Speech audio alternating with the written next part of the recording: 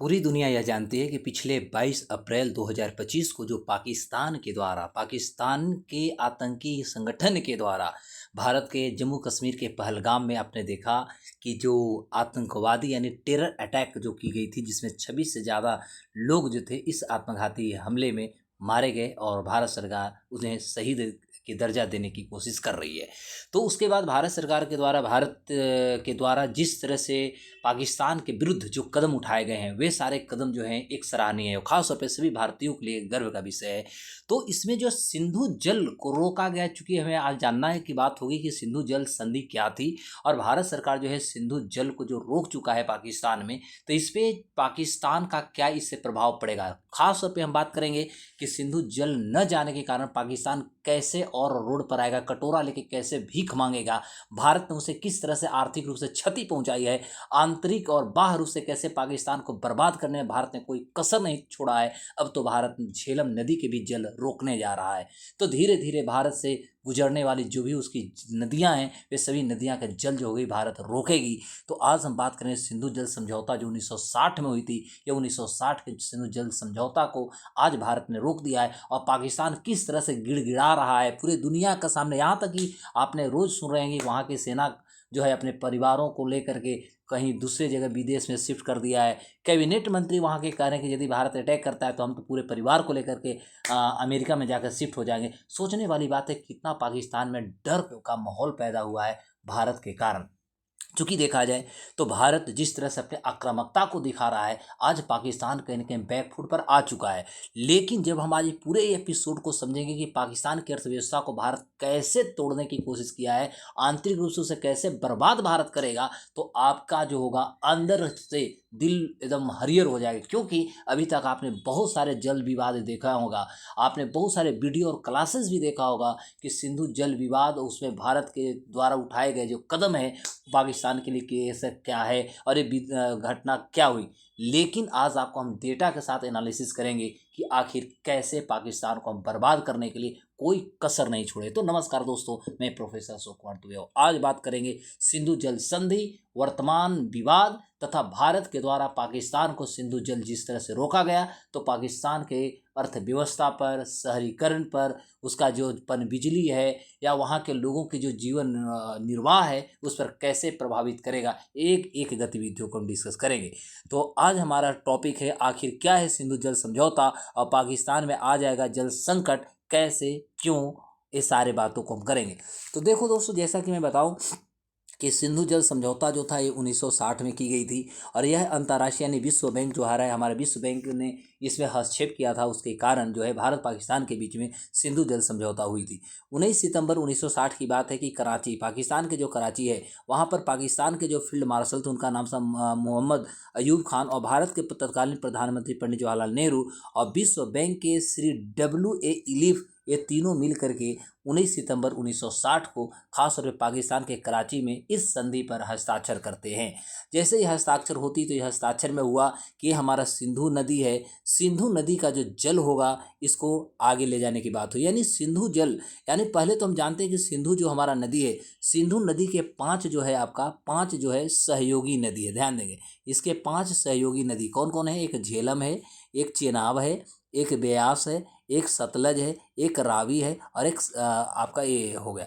तो अब मोटा मोटी तौर पर देखा जाए तो झेलम यदि हम इंडस नदी को मिला देते हैं तब 6 होंगे। तो इसमें हुआ कि जो पश्चिमी नदी हैं, चाहे सिंधु नदी हुआ, झेलम हुआ और चेनाब हुआ, तो इसको कहा गया पश्चिमी नदी। तो जो पश्चिमी नदी होंगे इसको दे दिया गया पाकिस्तान को, और जो पूर्वी नदी हमारे बच गए यानी रावी है ना, रावी, ब्यास और जो सतलज, ये इस पूर्वी नदी है, ये पूर्वी नदी जो थी ये भारत को सौंप दी गई। तो इस तरह से टोटल 6 नदी यदि हम इंडस वैली या इंडस यानी हम सिंधु नदी को जोड़ दें तो सिंधु नदी को जोड़ने के साथ 6 नदियां होती है। तो पश्चिम के जो 3 नदियां थी ये पाकिस्तान को सौंप दी गई उसके जल, और पूर्वी जो नदियां थी ये भारत को सौंप दी जाती है।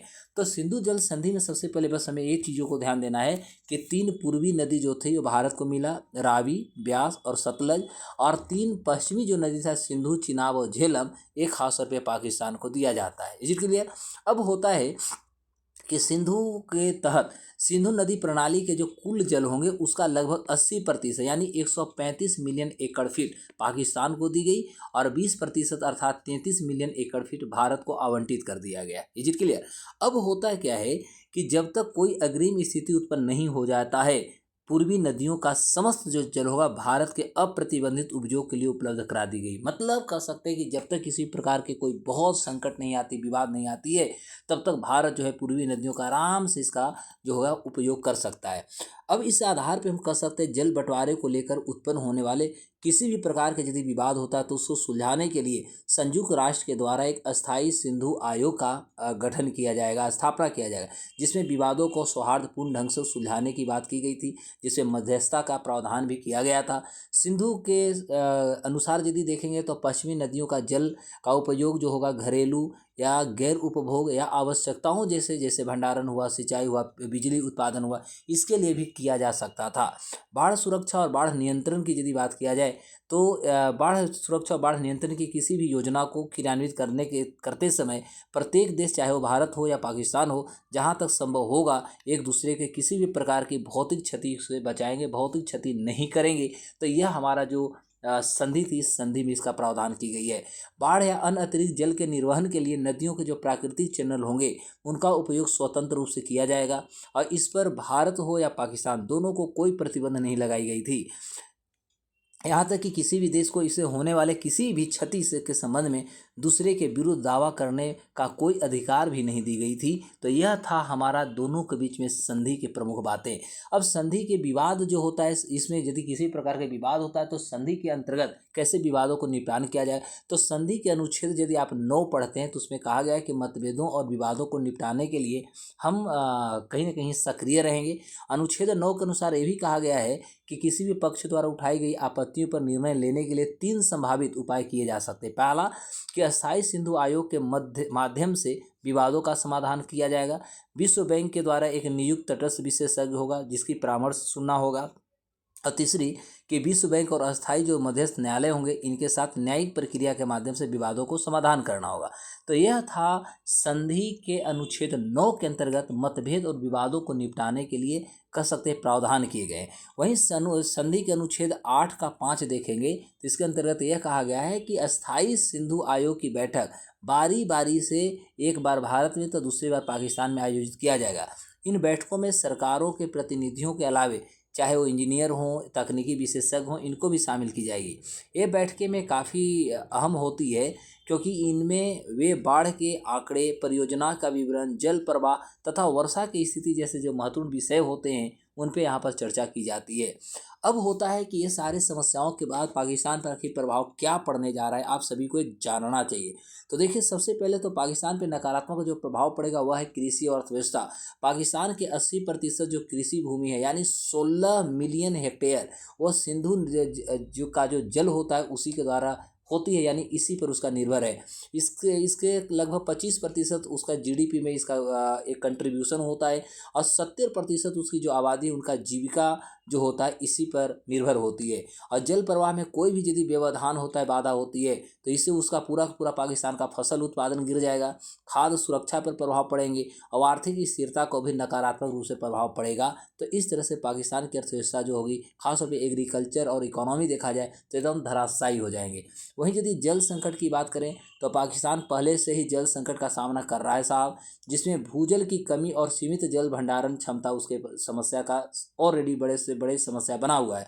वहाँ देखिएगा पाकिस्तान में तो एक तरबेला बांध है जहाँ पर केवल 14.4 मिलियन एकड़ फीट शामिल यहाँ पर जल किए जाते हैं। यानी भंडारण की बात करें तो संधि का निलंबन इस स्थिति को और ज़्यादा गंभीर बना सकता है क्योंकि उसके पास भंडारण क्षमता भी नहीं है और जल संकट एक भयावह होने वाली है। तो इससे पाकिस्तान जो है तिरमिलाएगा और बर्बाद होने के कगार पर आ गई है।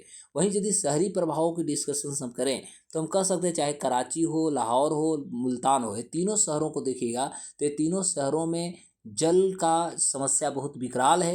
यहाँ पर जल पर निर्भरता है क्योंकि यहाँ पर जल सप्लाई की जाती है और यदि ये समस्या होती है, भारत जिस तरह से पानी रोका है, तो ये कराची, लाहौर और मुल्तान में आप देखेंगे कि जल की आपूर्ति कहीं न कहीं समस्या क्रिएट करेगा और जिससे कि पूरा का पूरा शहर जो होगा वह जल के लिए तड़पना शुरू करेगा और इससे पाकिस्तान में एनार्की जैसी स्थितियाँ पैदा होगी।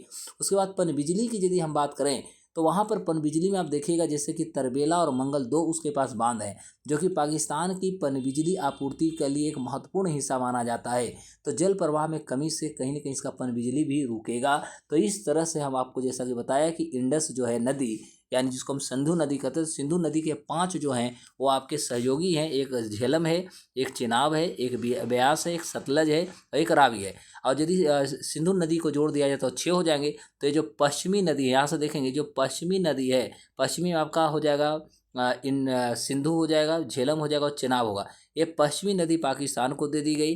वहीं इधर पूर्वी नदी जो हुआ, चाहे ब्यास कहेंगे, सतलज कहेंगे या रावी कहेंगे, तो ये तीनों पूर्वी नदी जो है भारत को दे दी गई और भारत को इस तरह से 20% कुल जल को दे दिया गया और पाकिस्तान को 80% जल को दे दिया गया। और आज भारत इसका रोक दिया है। ये बेचारा एकदम रोड पर आ चुका है, खलबलाया हुआ है कि हम तो एटॉमिक वार करेंगे, लेकिन खैर भारत भी इससे तैयार है। ठीक है, तो ये रहा आज का एपिसोड। आपको कैसा एपिसोड लगा दोस्तों, आप ज़रूर हमें बताएंगे। फिर हम अगले एपिसोड में और सारे चीज़ों को डिस्कस करेंगे जो आपका स्टैटिकल बेस पूरा का पूरा होने वाला है।